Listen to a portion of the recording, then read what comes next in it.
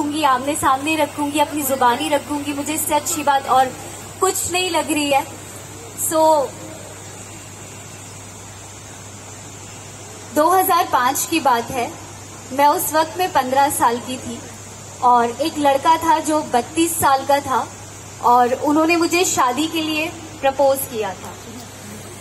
एक लड़की जब वो कोख में होती है तभी वो बोझ मानी जाती है, जब वो पैदा होती है तब वो बोझ मानी जाती है। जब वो आती है इस दुनिया में तो सबसे ज्यादा उसके करियर से ज्यादा, उसकी एजुकेशन से ज्यादा उसके दहेज पे ध्यान दिया जाता है कि क्या होगा आगे। उसके सपनों से ज्यादा उसके दहेज पे ध्यान दिया जाता है। मैं भी इन्हीं सब सोसाइटी की ही लड़की हूँ। मेरे भी पेरेंट्स इसी सोसाइटी के ही हैं। मेरे पेरेंट्स ने मुझसे पूछा, लक्ष्मी तुम जीवन में क्या करना चाहती हो? तो मैंने कहा कि मुझे सिंगर बनना है। तो उन्होंने कहा कि सिंगर नहीं, कुछ और करो। मैंने कहा नहीं, मुझे यही करना है। तो उन्होंने कहा कि नहीं। उसके बाद मैं उस वक्त में इंडियन आइडल, सारेगामापा, ये सारे शोज, रियलिटी शोज आ रहे थे।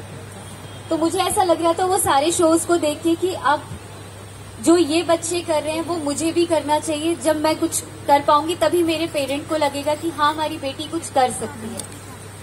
तो उस वक्त में स्कूल की छुट्टियां पड़ने वाली थी 2 महीने की और मैंने अपने पेरेंट को कहा कि मुझे जॉब करना है।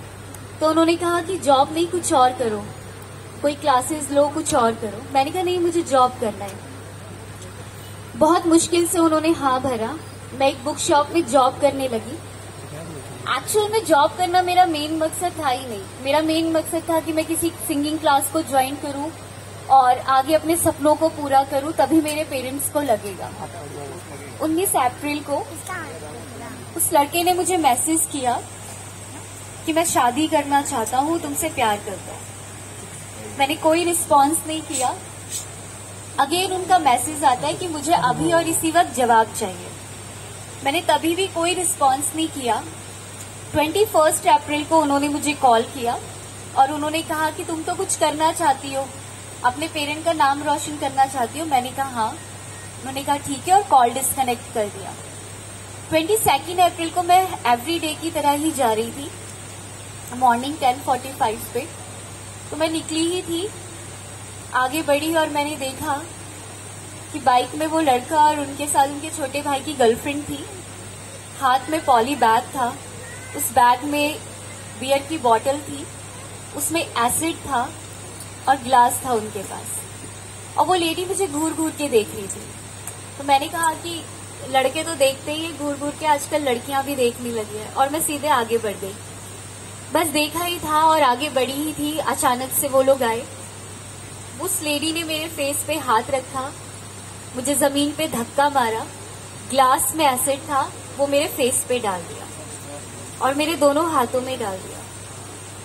उस वक्त मैं बेहोश हो गई। मुझे नहीं पता कि कितनी देर के बाद मुझे होश आया। जब मुझे होश आया तो मुझे ऐसा लगा कि किसी ने मुझे जिंदा आग लगा दिया। मेरा सर बहुत भारी हो रहा था, ऐसा लग रहा था किसी ने सर पे भारी भारी पत्थर रख दिए। उसके बाद 3 बार मैं सड़क पे गिरी। मेरा कार एक्सीडेंट हुआ, किसी ने कोई हेल्प नहीं की वहां पे। उसके बाद मैं वहां से फुटपाथ पे खुद आई और लोगों ने वैसे ही गोल चक्कर बना के तमाशा देखना शुरू कर दिया। कोई हेल्प के लिए रेडी नहीं था। उसके बाद एक अंकल, दूर से ये अंकल ने सारा हादसा देखा, वो आए और 2 लीटर कोक की बोतल थी, उसमें आधा पानी था और वो पानी उन्होंने मेरे फेस पे डाला और वो पानी सीधे मेरे एसिड पे डाइल्यूट हो गया और वो मेरे गले के पास आया और मेरा पूरा यहाँ पे जल गया।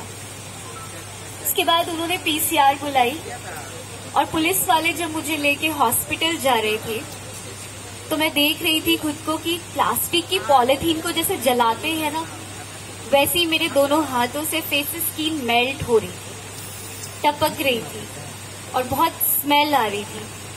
इसके बाद मुझे हॉस्पिटल लेके गए। 20 बाल्टी पानी डाला गया मेरे फेस पे, मुझे एकदम नहला दिया गया। मेरे पेरेंट्स आए, मेरे पापा ने मुझे गले से लगाया और मेरे पापा की पूरी शर्ट जल गई।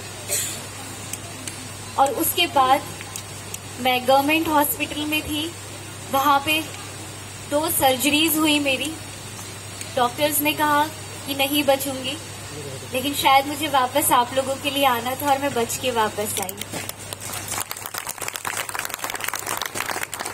काफी सीरियस कंडीशन थी।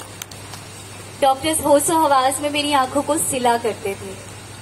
एक एक दिन 2.5 महीने बहुत पेनफुल था मेरे लिए वो पल।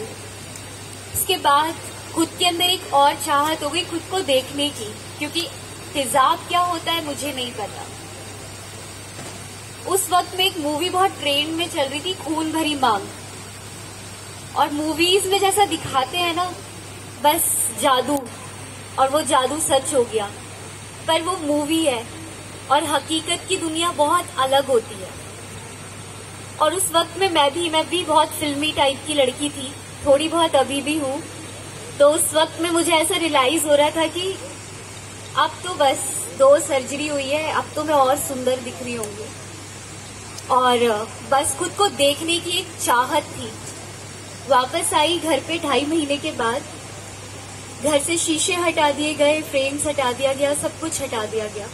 मुझे लगा शायद मेरे वेलकम के लिए होगा, और घर को बिल्कुल नए तरीके से किया है और बड़ी खुशी सी हुई घर आके।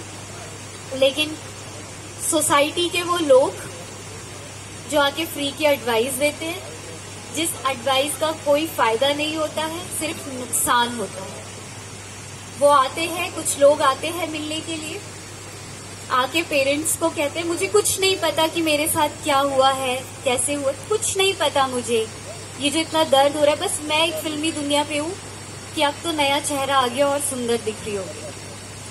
उसके बाद पेरेंट्स से कहते हैं आके, बैठते भी नहीं है, अरे बेचारी लड़की है। सबसे पहला सवाल भी नहीं कहा जा रहा था, बेचारी की शादी कैसे होगी, कौन अपनाएगा इसे,